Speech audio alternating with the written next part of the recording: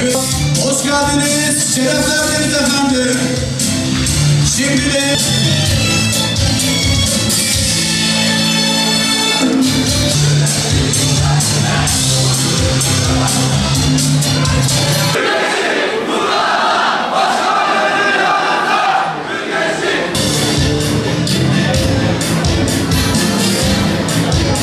Elhamdülillahi Rabbil alemin. Esselatu vesselamu ala Resulina Muhammedin. Çıkartacağız ve öylesine bir çalışma yürüteceğiz ki indiremediler ama şehadet parmaklarımızı indiremeyecekler.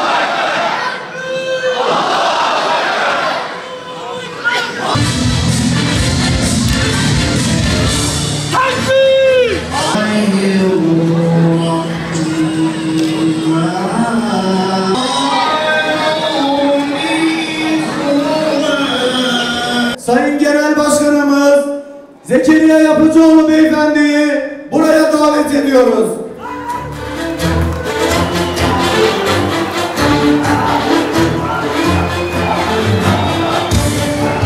Bismillahirrahmanirrahim. Elhamdülillah. Vessalatu vesselamu ala Resulillah. Muhterem hazirun, kıymetli misafirler, hanımefendiler, beyefendiler, değerli basın mensupları, aziz dava ve yol arkadaşlarım, kardeşlerim, sevgili gençler, Allah'ın selamı, rahmeti, bereketi, mağfireti, inayeti, hidayeti hepimizin üzerine olsun inşallah. Hepiniz hoş geldiniz, şeref verdiniz, sefalar getirdiniz. Rabbim bu birlikteliğimizi, toplantımızı hayırlara vesile kılsın inşallah. Kardeşlerim, bugün 52 ilçe, 2 il ve 3 de büyükşehir belediye başkan adaylarımızın tanıtımını yapmak amacıyla bir araya geldik. Bu vesileyle önümüzdeki 31 Mart Pazar günü yapılacak olan mahalli idareler seçimlerinde yola çıkmış bu kardeşlerimize muvaffakiyetler diliyorum ve bu seçimlerin sonuçlarının hem bizim için, hem memleketimiz için, hem İslam ümmeti için hayırlara vesile olmasını Rabbimden niyaz ediyorum. Rabbim halis niyetle çıktığımız bu yolda mahcup eylemesin. Niyetimiz hayırdır inşallah, akıbet hayır olsun. Değerli dostlar, evet bugün yerel seçimde partimizi temsil edecek adaylarımızı tanıtmak amacıyla bir araya geldik. Fakat bizim değişmez gündem maddemiz maalesef 7 Ekim'den bu yana 126 gündür Gazze ve Filistin. Basına yansıyan haberlerden öğreniyoruz ki Dünya Sağlık Örgütü'nün yapmış olduğu açıklamadan 7 Ekim'den bu yana sağlık merkezlerine ve sağlık hizmetlerine yapılan saldırıların 721 tanesi Dünya Sağlık Örgütü tarafından belgelenmiş. Bunlar sadece belgeli olanlar. Evet, 126 gündür orada her türlü vahşet yaşanıyor. 126 gündür Gazze'de Rabbim Allah'tır dediği için memleketimi terk etmeyeceğim, zulme ve işgale boyun eğmeyeceğim dediği için orada insanların, kadınların, çocukların, beli bükülmüş ihtiyarların, sivillerin üzerine tonluk bombalar atılıyor ve o bombalamalar sonucunda bombalarla şehit edilen ya da yaralanan insanların sayısı 100.000'in üzerine çıkıyor. Hala binlerce ve bazı iddialara göre 10 binlerce kişi enkaz altında oradan çıkarılmayı bekliyor. Evet, Gazze 126 gündür üzerine ölüm yağdırılan, üzerine bomba yağdırılan bir yer, ama yetmedi. Özellikle son dönemlerde Gazze bir de açlıkla ve susuzlukla mücadele ediyor. Siyonist işgal çetesi, Siyonist vahşi katil sürüsü çiğnemedik bir sınır, ihlal etmedik bir hukuk ve ahlak kuralı bırakmadı. Her sınırı aştılar. Biraz önce bunlardan sadece bir tanesini söyledim. Sağlık kuruluşlarına, ambulanslara, doktorlara, ilk yardım çalışanlarına saldırılar düzenlediler. Hedef gözeterek onların yüzlercesini katletti. Ama çiğnedikleri ahlak ve hukuk kuralları bununla sınırlı değil. Savaşta bile çocuk öldürülmez. Savaşta bile hastaneler vurulmaz. Savaşta bile insanların gıda ve suya erişimi engellenmez. Ama bu Siyonist katiller savaşta bile vurulmaması gereken hastanelerden, üstelik çocuk hastanelerinden bazılarını savaşta kullanılması yasak olan fosfor bombalarıyla vurdu. Çocuk hastanesinin üzerine fosfor bombaları yaptı. Bu vahşiler katlettikleri insanların %70'inden fazlasının kadın ve çocuk olduğuna hiç aldırış etmediler ve dünya tepkisiz. Siyonist cinayet şebekesi sadece hastaneleri, kadınları, çocukları vurmadı. İbadethaneleri de vurdu, eğitim merkezlerini de vurdu. Birleşmiş Milletler binalarını ve onların çalışanlarını da vurdu. Gazetecileri de vurdu. Su depolarını, un fabrikalarını da vurdu. Yardım konvoylarını da vurdu. Uluslararası kuruluşların çalışanlarını, Birleşmiş Milletler adına orada bazı hizmetleri yürüten kişileri vurdu. Ve dünya sessiz, dünya seyirci.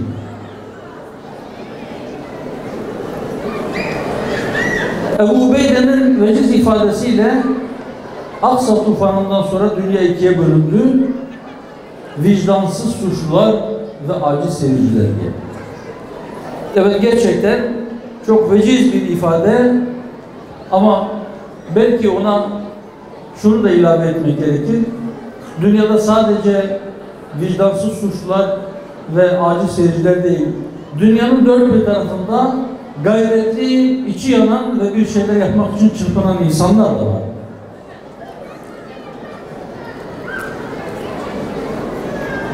Şu Uluslararası Adalet Divanı'nda Siyonist işgal çetesinin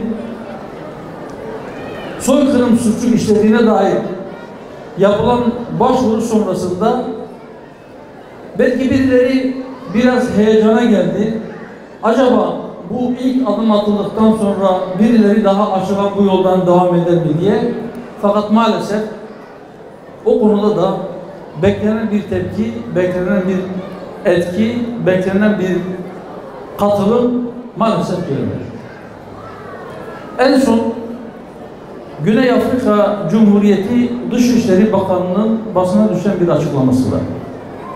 Diyor ki Dışişleri Bakanı, Lahey'de bir soykırım davası açtıktan sonra benim şahsıma ve aileme yönelik ölüm tehditleri gelmeye başladı.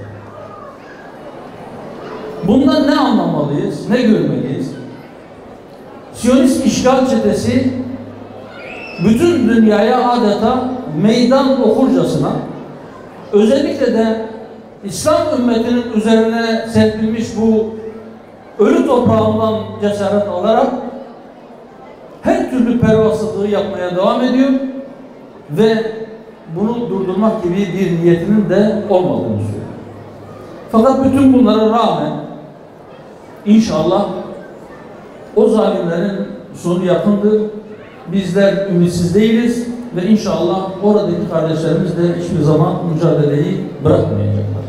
Zalimler için yaşasın cehennem! Zalimler için yaşasın cehennem!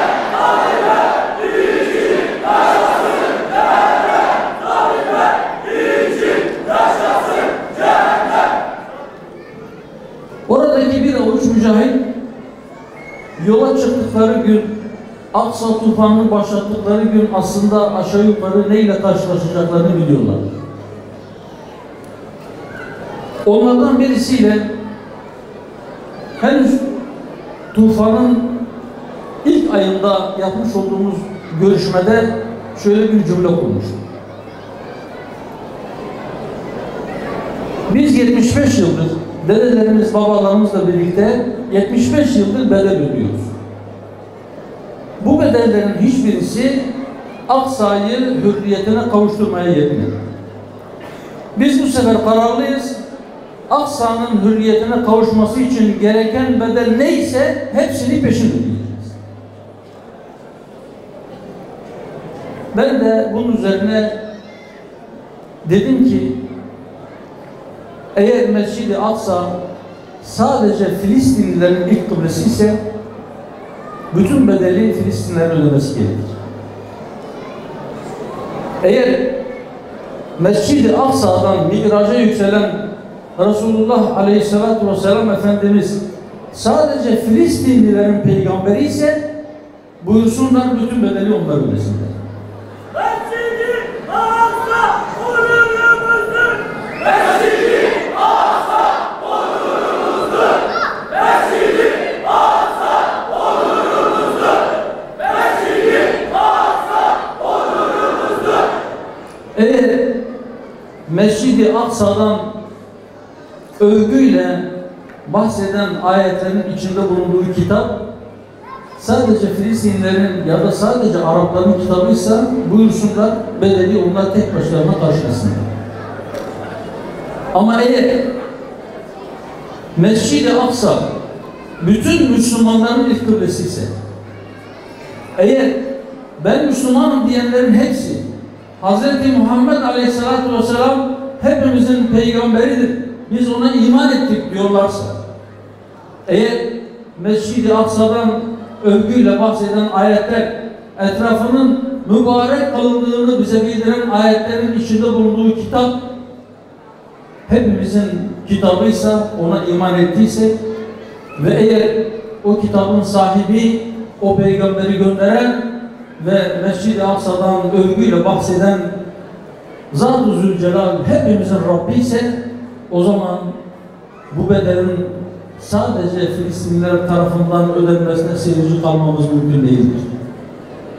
O zaman Müslümanlar bu bedelden kendi hisselerine düşeni ödemek zorundadır. En son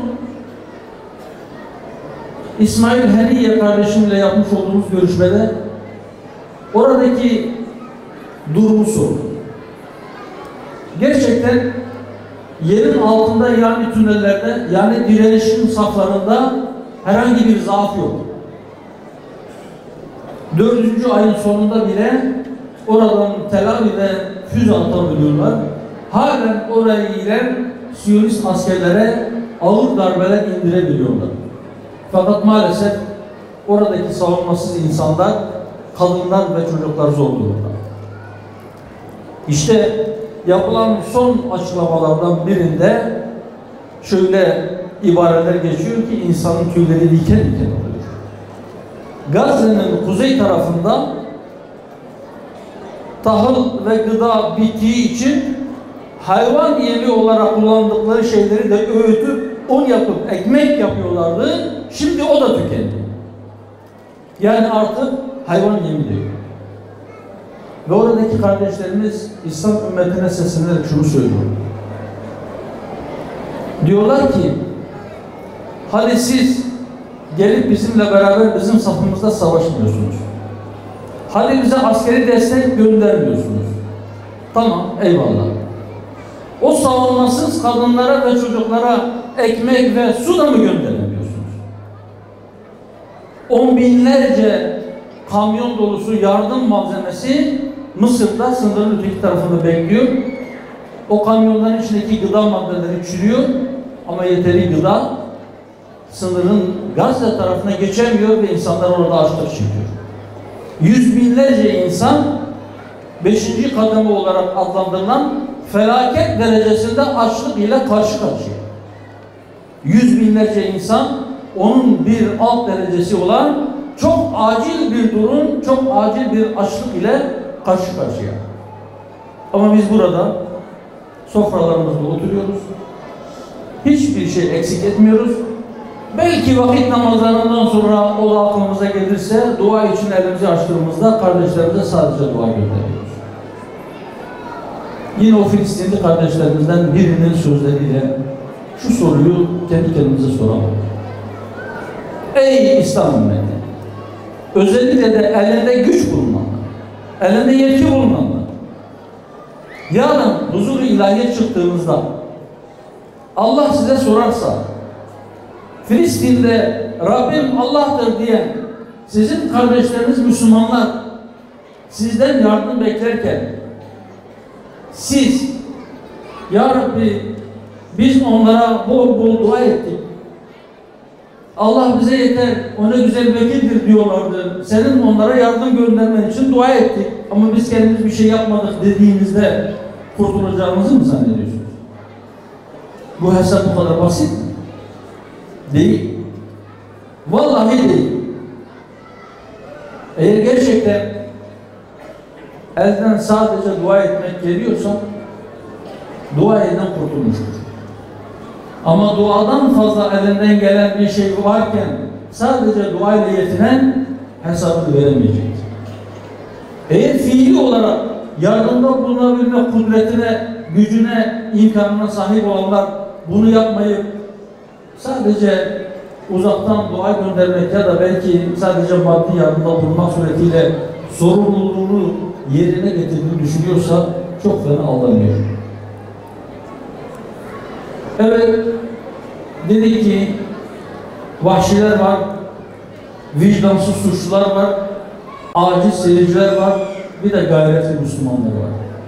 Rabbim oradaki kardeşlerine gerçekten yardım etmek isteyen gayretli Müslümanlara güç ve kuvvet versin. Elinde güç ve kuvvet bulunan ama yeterince cesur olmayan Müslümanlara da cesaret nasip etsin inşallah. Ve biz diyoruz ki değerli dostlar, evet önümüzde bir seçim var. Filistinli kardeşlerimizle yüz yüze görüştüğümüzde de evet Filistin bizim değişmez gündemimiz. İçimiz yanıyor. O kardeşlerimiz için bir şeyler yapmaya çalışıyoruz. Bunu sürekli gündemde tutmak için çırpınıyoruz.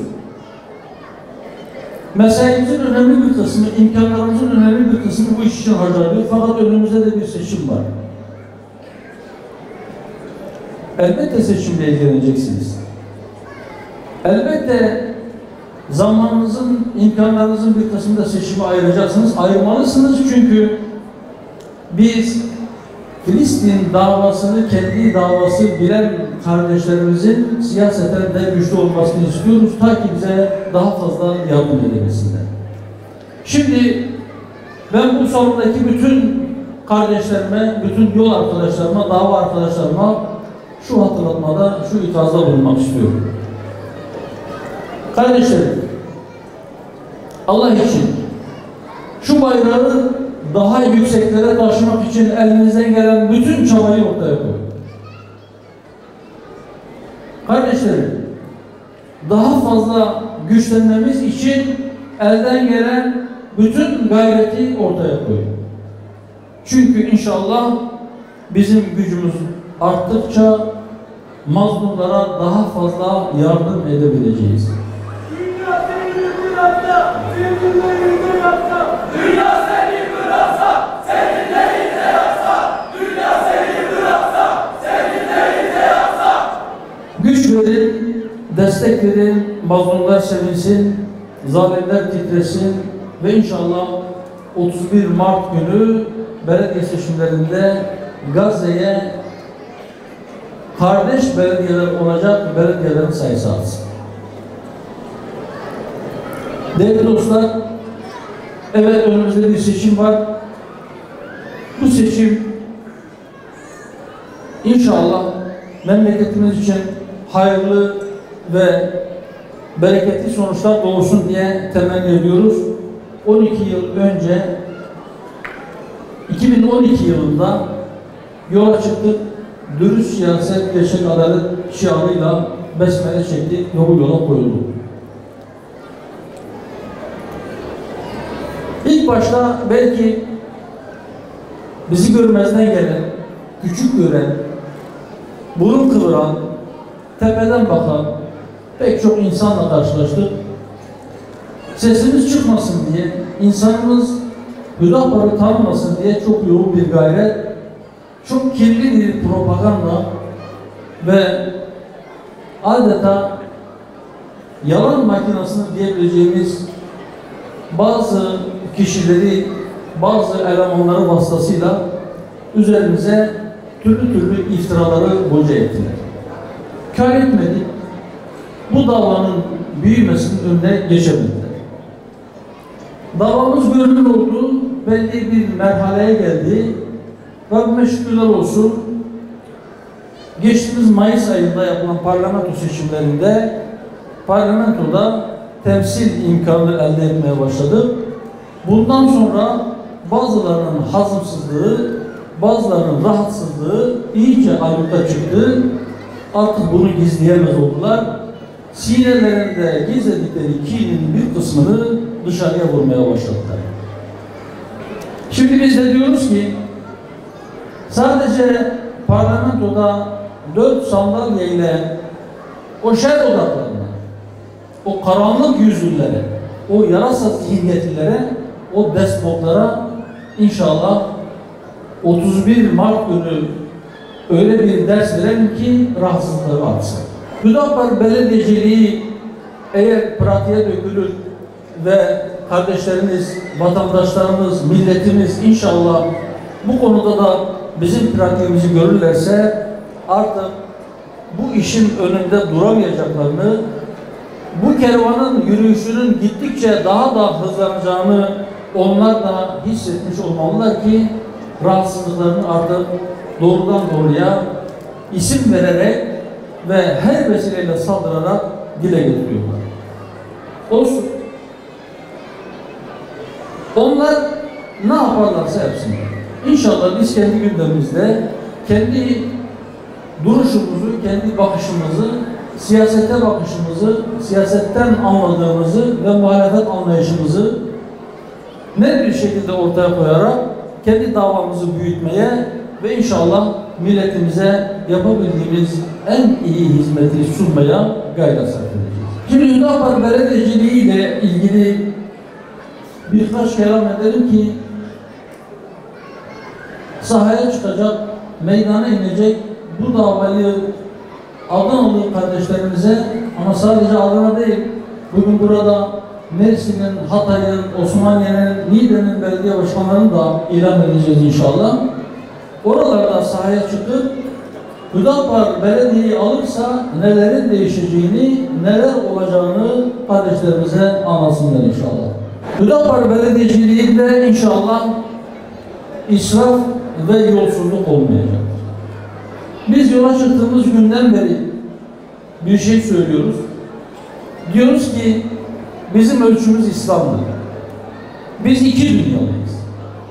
Hayatın bu dünya hayatından ibaret olmadığını biliyoruz.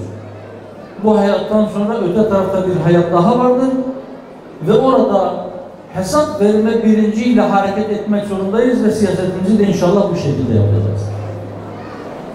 Bizden rahatsız olanlar bundan dolayı bizden rahatsız oluyorlar.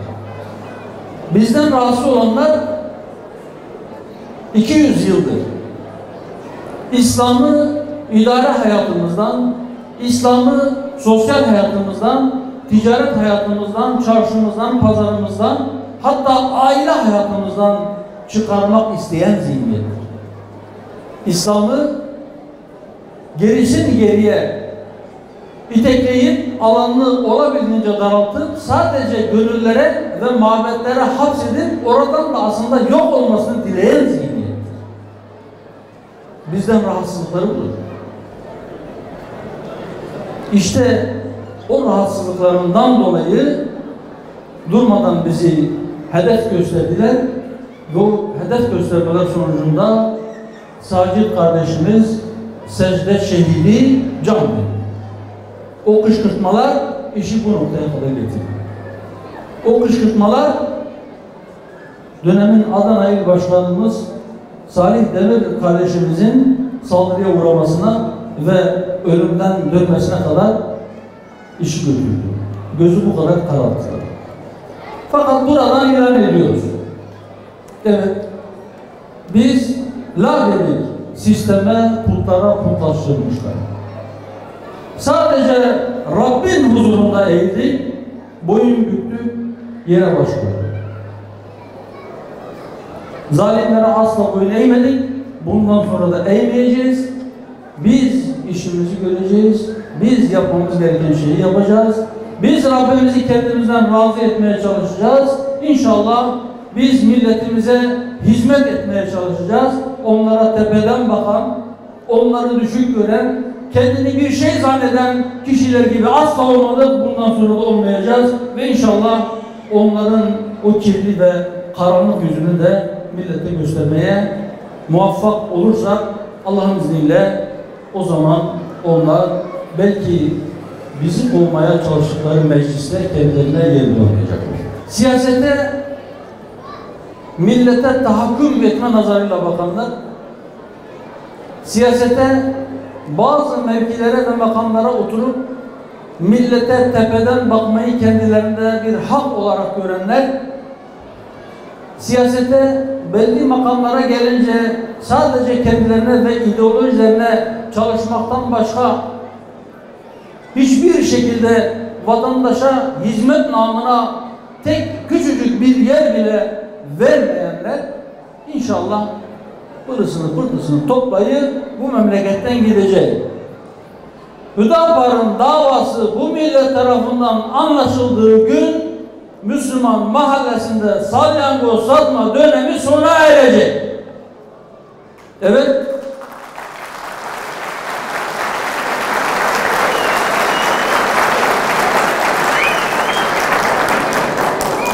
Hoşunuza gitmese de bu millet Müslümandır. 200 yıl batıya uşak yapmaya çalışan bu millet kendi aslına, kendi köküne dönecek ve inşallah Batı hayranlarına bir daha iktidar da göstermeyecek.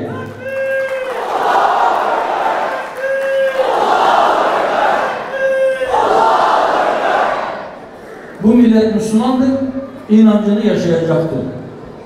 Bu millet Müslümandır, inancını kendi gelecek nesillerine aktaracaktır. Bu millet Müslümandır, Müslümanca idare edilmeyi isteme hakkına sahiptir ve inşallah bu hakkına da kamil manada bir gün kavuşacaktır.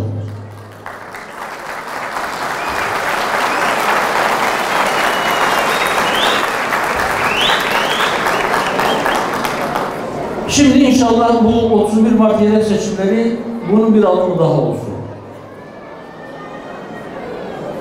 Allah'tan korkan ve Allah'ın rızasını gözeterek millete hizmet etmeye çalışan hür kadroların belediyeciliğinin nasıl olacağını bu millete hep beraber gösterelim inşallah. Az laf, çok iş ortaya koyalım.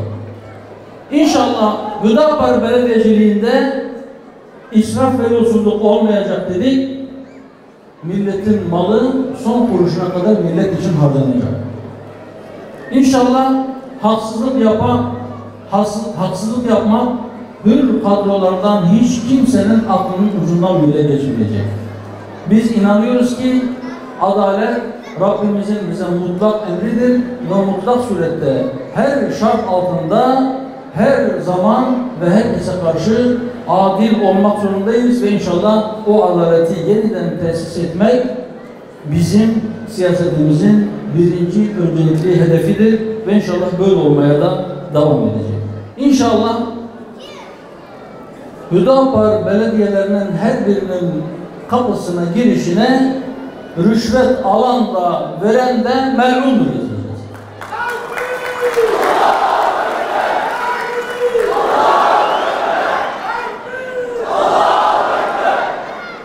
Evet, biz Allah'tan başkasının önünde eğilmeyiz dedik. Bu bizim tevhid inancımızın gereğidir. Evet, biz adaleti mutlaka gerçekleştirilmesi gereken bir hedef olarak belirledik. Birinci öncelikli hedefimiz adalettir dedik. Bu da bizim inancımızın gereğidir. Bizim inancımızın bize öğrettiği bir şey daha var. Dağların, taşların yüklenmeye cesaret edemediği bir emaneti yüklenmişizdir. Allah bize bir emanet yükledi ama aynı zamanda bize birçok şeyi de emanet olarak teslim etti. Bu hayat bize emanettir. Şu bedenler, bu naçiz bedenler bize emanettir. Evlatlarımız, gençlerimiz bize emanettir. Sahip olduğumuz makamlar, sahip olduğumuz mal, mülk bize emanettir. Mülk Allah'ındır. Bizler onun bekçisiyiz sadece. Eğer Rabbim lütfeder, milletimiz teveccüh gösterir ve bu belediyelerde inşallah hür kadrolar iş başına gelirse onu da bileceğiz ki o makamlar da emanettir. Ve o belediyelerin millet için harcanması gereken bütçeleri, gelirleri, servetleri, mal varlıkları da o makamda oturan, onu harcama yetisine sahip olanlara bir emanettir. Ve her emanetçi mutlaka yanındaki emanetten bir gün o emanetin sahibi tarafından sorulacaktır. Ne yaptın bu emaneti? Öyleyse dostlar, emanetleri ehline teslim ediniz emri mucibince inşallah biz o emanetleri almaya ehil insanlarla yola çıktık. İnşallah o ehil insanlarla bu emanetleri teslim aldığımızda da onun gereğini, onun emanet olduğu bilinciyle yerine getireceğiz. Ve o gün emin olun, öyle bir yönetim tarzı, öyle bir anlayış, öyle bir hizmet anlayışı, öyle bir insana, memlekete, millete bakış, öyle bir pratik şu millet tarafından görülürse o gün sizlerin de hayal bile edemeyeceğiniz kadar yükseklere şu bayraklar çıkacaktır. Ve inşallah o gün yakındır. Biz diyoruz ki belediyeler Hüdapar'ın yönetimine geçerse israf olmamak kaydıyla insanların zaruri ihtiyacı olan su için hiç kimseden para alınmayacak. İnşallah diyoruz ki belediyeler Hüdapar'ın yönetimine geçerse gençlerimiz için, gençlerimizin kolay yuva kurabilmeleri için onlara evlilik yardımı yapılacak. Mesela diyoruz ki bir beldede bir tek kişinin açlık çekmesi, açlıktan ölmesi o beldenin bütün halkını sorumlu kılar ama en başta da o beldenin belediyesinin başındaki idareciyi. Öyleyse belediyenin yönetiminin Hüdapar'da olduğu herhangi bir beldede, herhangi bir şehirde hiçbir insan aç kalmayacak. Belki ağızları çok kalabalık olanlar, çok laf üretenler bizim bu söylediklerimize biraz burun kıvırarak, biraz dudak bükerek tebessümle bakıyorlar, değerlendiriyor olabilirler. Şimdi ben buradaki bütün kardeşlerime, hanım kardeşlerime, genç kardeşlerime ve diğer arkadaşlarıma sormak istiyorum. Bize tepeden bakanlara inanmış yüreklerin ve kenetlenmiş az sayıdaki toplulukların neler başarabileceğini göstermeye var mıyız? Hazır mıyız? bu davayı her evin tam içine kadar götürmeye kararlı mıyız? Rabbim gücünüzü artırsın. İnşallah bu çalışmalar sonucunda güzel bir neticeyle 1 Nisan sabahına çıkacağız. İskenderun İlçe Belediye Başkan Adayımız Ömer, Dörtyol İlçesi Belediye Başkan Adayımız Emre Pekgöz, Antakya Belediye Başkan Adayımız Ramazan Taşdemir.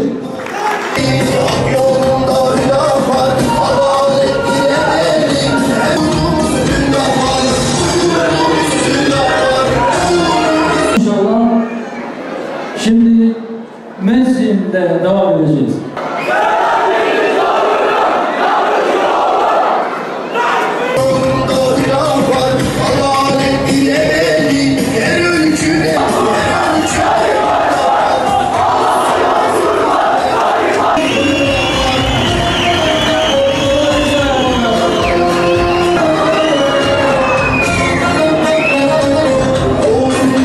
İlahi ya Rabbi, bize hakka gönül veren, hakkın davetine icabet eden ve hakkın ikamesi için hizmet edenlerden eyle. Allah'ım onları hayırlı hizmetlerle muvaffak eyle. Amin, amin. Velhamdülillahi Rabbil alemin. El Fatiha ma'as salavat.